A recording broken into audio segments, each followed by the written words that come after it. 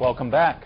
Results of the much anticipated bank stress tests are now in, and they found that 9 of the 19 banks have enough capital to withstand even a deeper recession. 10 other banks must raise a total of $75 billion in new capital, preferably in the private sector, according to the government, to withstand possible future losses.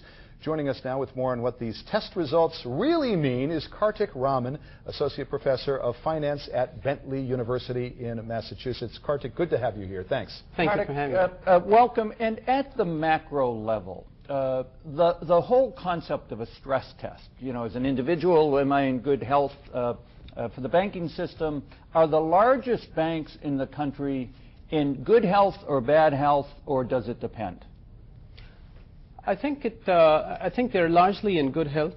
My view is that the stress tests, just like you recognize the importance of the stress test for any entity, I feel that the larger purpose of these stress tests was really to change the behavior of banks going forward with respect to their risk-taking incentives and lending practices and so on. Do you think it is going to make a difference? Will they change their behaviors? I think it will, because if you notice, from the results of the stress test, what the government has really done is they've forced some of these banks to raise new capital, which basically dilutes existing shareholders' equity, and they're forcing the managers to, say, in Bank of America, to sell off some assets, diluting shareholders' capital.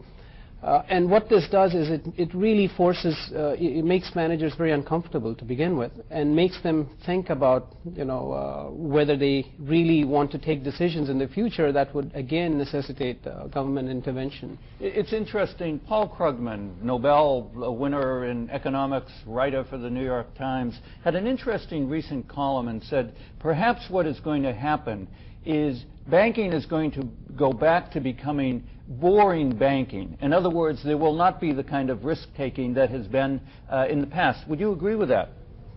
I think it's going in that direction. I'm not sure if it's going to entirely go towards that direction, particularly because banks, many of the large banks especially these days are quite well diversified. They're not just doing commercial banking. They have investment banks. They have other various divisions. So, if you take a large bank like Bank of America, there will be some risk taking, and they should be taking on some level of risk, to benefit the shareholders. At the same time, I think it's not going to go to an extreme. I think that's the real benefit I see from these stress tests, is that the message that it sends to the bank executives. What kind of a message is received by those at the banks, such as State Street in Boston, who passed the stress test? They're doing okay according to this government litmus test. What does it mean for them, and what does it mean for customers and business in New England and Boston, if anything?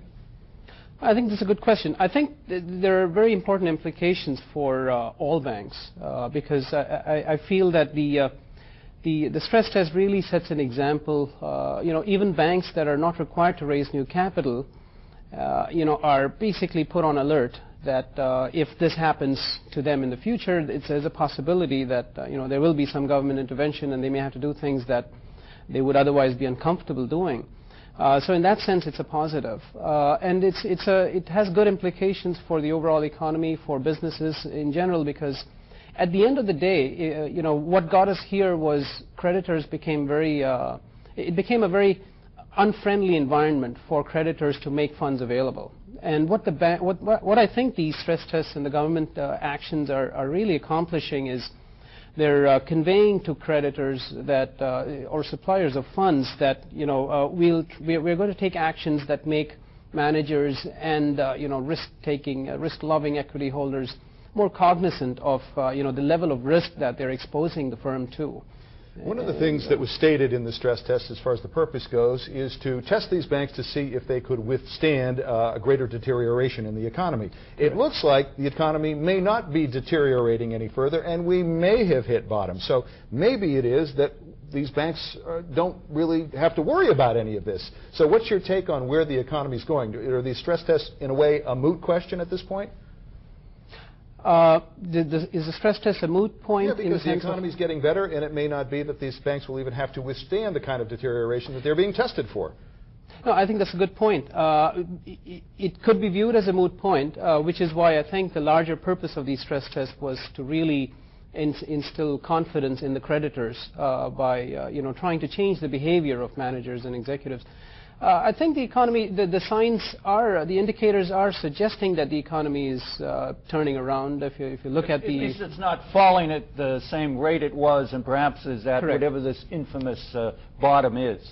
Correct. If you look at the money supply growth, and if you look at the stock market and view that as leading indicators, it is suggesting that the economy is turning around.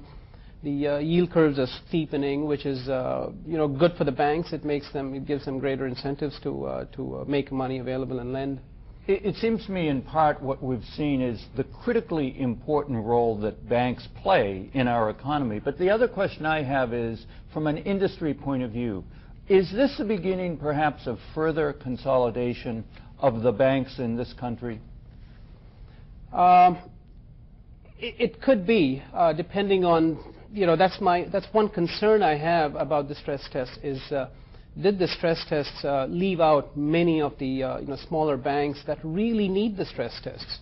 These are large, very large banks that they conducted the stress tests on, and understandably so. But I think there are many more smaller banks, community banks, that are not as well diversified as these very large ones, and I'm not sure they have the capacity to withstand. And that's where I think the questions really might emerge about how healthy they are. And it could possibly lead to consolidation in the industry. Interesting. We had on as a guest Rich Holbrook, the CEO of Eastern Bank. And he said, what's the big deal? We go through and we put our own stress test on ourselves all of the time. And so his view was, well-run banks, and maybe that's the key, do this on a routine basis. Absolutely, which is very consistent with the larger purpose of these stress tests. It's not that these banks don't do these stress tests themselves. They're very cognizant of their health and so on.